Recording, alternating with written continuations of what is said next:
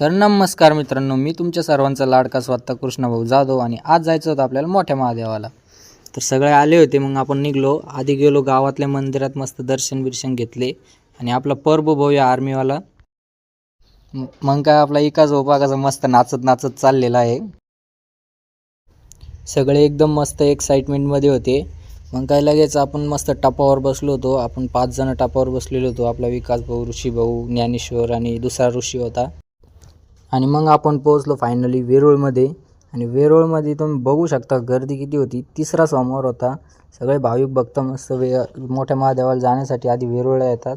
मस्त मग सगळ्यांनी इथं आंघोळी बिंगोळी करून घेतल्या. सगळ्यांनी पाणी भरून घेतलं मोठ्या महादेवाला जाण्यासाठी.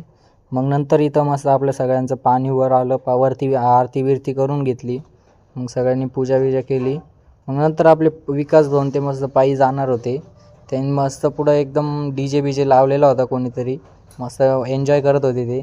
मग लगेच आपण आपली गाडी काढली. आपण पण निघलो मोठ्या महादेवाला जाण्यासाठी. आपल्याला डायरेक्ट मोठ्या महादेवाला जायचं होतं. मग आपला सचिन भाऊ होता, पवन भैया होता, आपण होतो. मग मस्त देवगाव पंपावर थांबलो. मस्तपैकी डिझेल बिझेल टाकून घेतलं. मग निघलो आपण डायरेक्ट मोठ्या महादेवाला जाण्यासाठी. आणि आपल्याला लवकर जायचं होतं म्हणून थोडं जोरातच गेलो. आणि इकडं आपले विकास भाऊ ते मस्त एकदम एन्जॉय करत येत होते. बाकीची अर्धी मंडळी मागं गळाली होती, काही जण चालत होते.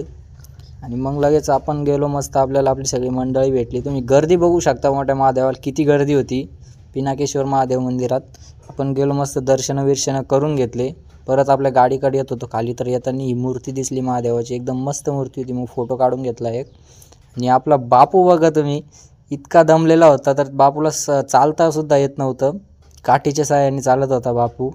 आणि सगळी पब्लिक दमलेली होती. मग सगळ्यांनी मस्त झोपा घेऊन घेतल्या. सगळे झोपलेले होते मस्त. आणि मग लगेच आपण निघलो घराकडे येण्यासाठी. मग काही जण झोपलेले होते, काही जणांच्या गप्पा चालू होत्या मस्त. मग काय चालू होती गाडी, दम्माने येत होतो घरी. येताना मस्त एका ठिकाणी चहा पिऊन घेतली. कोरा चहा होता मस्त.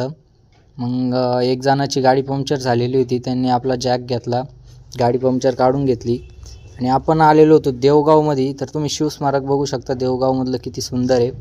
आणि इथं मस्त पोरं म्हणे गणपती बघून जाऊ जाता जाता. मग इथं थांबलो, मस्त गणपती बघून घेतला. आणि आपल्या गणपतीचं काम अजून झालेलं नव्हतं. पण मग तो गणपतीवाला म्हणे तुम्ही टेन्शन घेऊ नका, काम होऊन जाईन तोपर्यंत.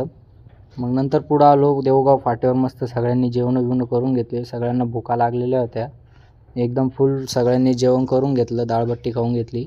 मग आपण निघलो वेरूळच्या दिशेने. आपला ऋषी भवन आणि आपण मस्त वरती बसलेलो होतो. तुम्ही बघू शकता एवढा लांबून आला तरी पण ऋषी थोडा पण दमले